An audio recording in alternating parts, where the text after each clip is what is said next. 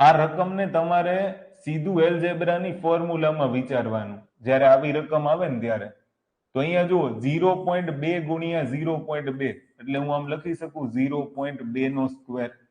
પછી નિશાની કઈ છે પ્લસ, તો અહીંયા પ્લસ 0.8 ગુણ્યા 0.8 એટલે 0.8 નો સ્ક્વેર.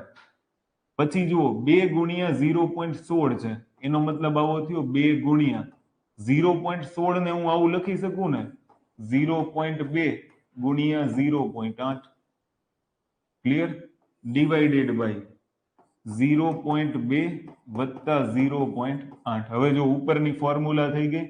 ફોર્મ્યુલા એટલે શું છે જોજો, a સ્ક્વેર વત્તા બી સ્ક્વેર વત્તા 2ab. તો એનો જવાબ શું આવશે? a વત્તા b આખાનો વર્ગ.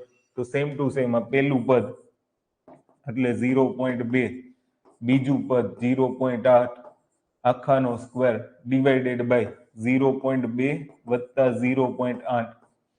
તો આ એક પદ અને આ સ્ક્વેર કેન્સલ, તો વધ્યું શું 0.2 વત્તા 0.8 વધે, 0.2 વત્તા 0.8 એટલે તમારો જવાબ આવી જશે 1.0 અથવા તો 1.